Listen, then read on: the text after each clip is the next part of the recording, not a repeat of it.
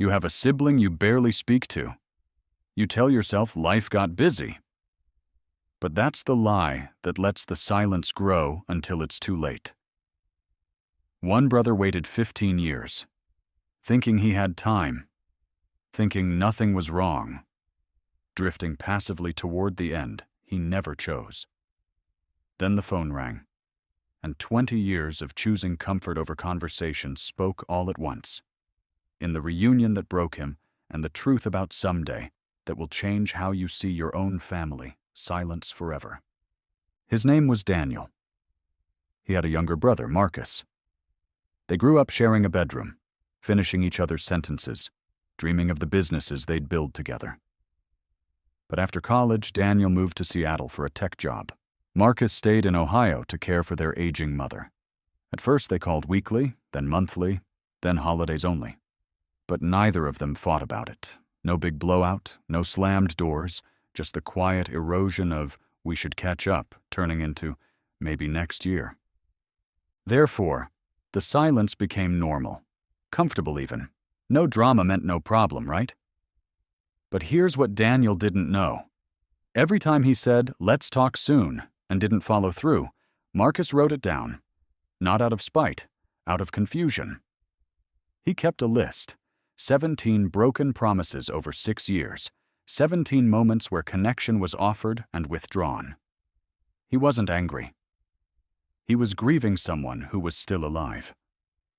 But the real wound wasn't the distance. It was the assumption. Daniel assumed they had forever because they shared blood. Marcus assumed Daniel didn't care because effort only flows one way. Both were wrong. Both paid for that wrongness. Because of that, when their mother finally passed, something unexpected happened. The funeral should have brought them together. Instead, it became the moment they realized they were strangers, wearing familiar faces. They hugged for 9 seconds. Daniel counted. It felt like touching a mannequin. Which leads us to the phone call 15 years later. Daniel saw the number, almost didn't answer. Voice trembling, Marcus said 3 words. "I have months. Cancer. Late stage. No treatment?"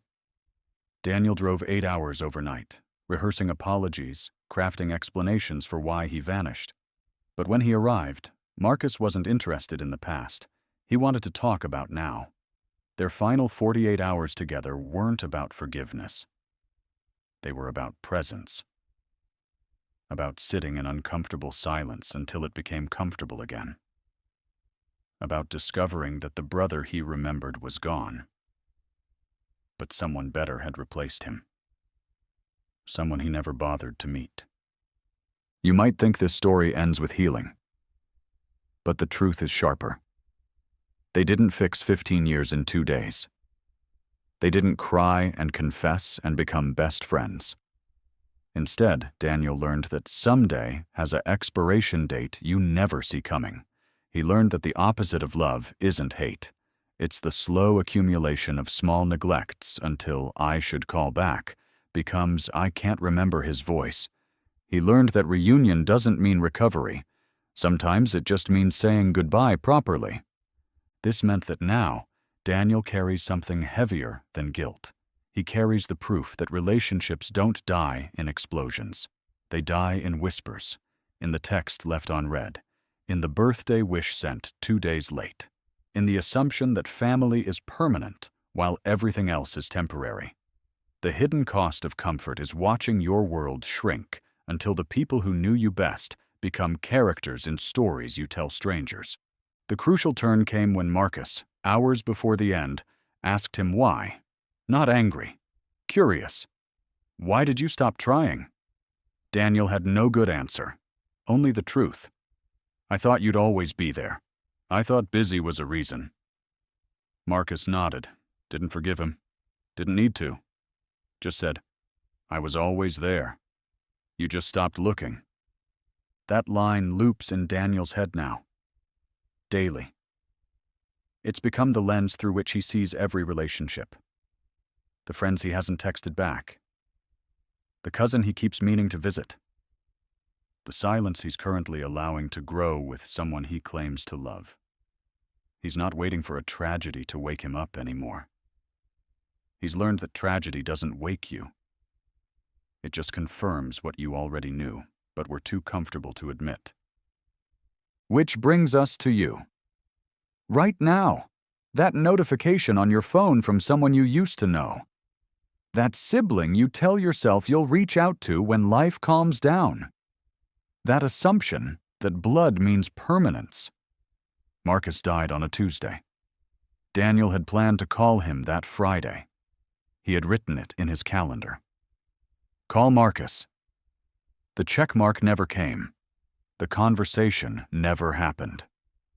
The calendar notification became a gravestone. But here's what Daniel would want you to steal from his pain.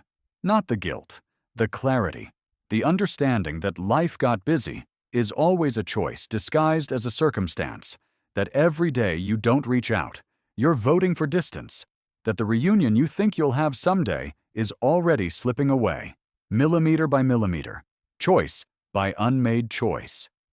The call you make today isn't just a call. It's a refusal to let another person become a stranger while you're both still breathing. So open your phone. Not after this video. Now. Because the only difference between Daniel and you is that you still have time, but you don't have forever. Nobody does. The silence you're allowing right now is already speaking. The only question is whether you'll answer before the phone stops ringing.